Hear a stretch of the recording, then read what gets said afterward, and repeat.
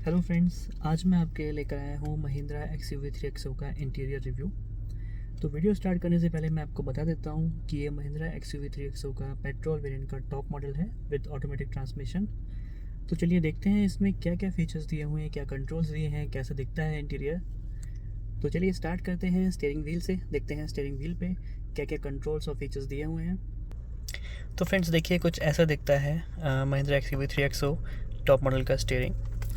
चलिए देखते हैं स्टीयरिंग में क्या क्या फंक्शनैलिटीज़ दी हुई हैं यहाँ पे।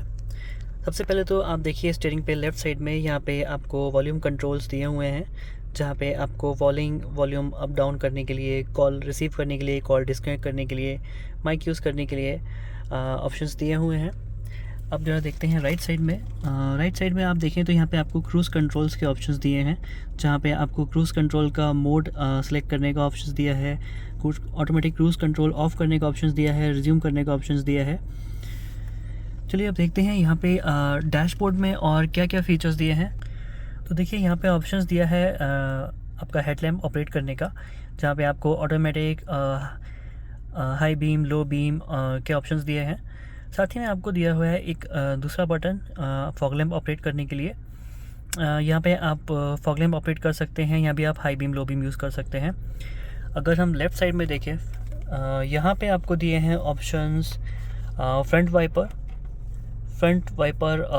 ऑन ऑफ का options, front wiper on off के ऑप्शंस दिए हैं। यहाँ पे भी आप डिफरेंट मोड सेलेक्ट कर सकते हैं इसमें, जिसमें आपको ये मिस्ट, ऑटो, ऑफ, हाई और लो के ऑप्शंस दिए हैं। साथ ही में आपको दिया है एक दूसरा बटन, जिसमें ये दिया है और बटन आपको डिफ्रॉगर ऑपरेट करने के लिए। यहाँ पर भी इसको आप ऑटोमेटिक ऑन ऑफ कर सकते हैं। जनरली ये फीचर्स जो हैं वो ADAS 2 के साथ दिए जाते हैं। और चलिए देखते हैं क्या फ़ीचर्स हैं ये। तो सबसे पहले तो ये जो आपको बटन दिया गया है यहाँ पे, ये हिल डिसेंडेंट कंट्रोल का बटन है। ये जो फंक्शनैलिटी है ये कैसे ऑपरेट होती है मैं बताता हूँ।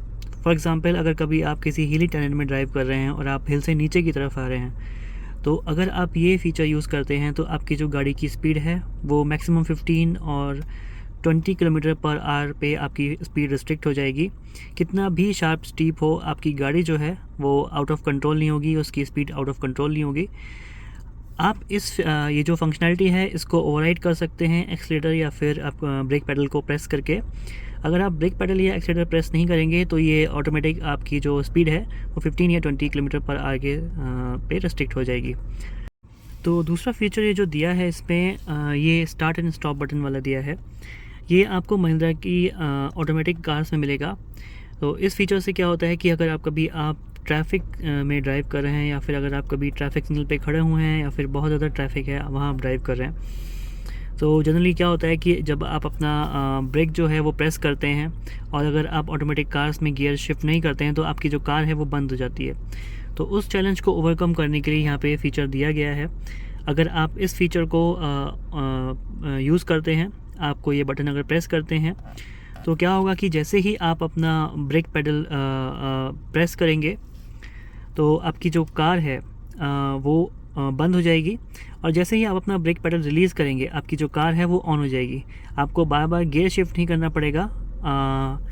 आपकी जो कार है वो ऑटोमेटिकली स्टार्ट और स्टॉप होगी।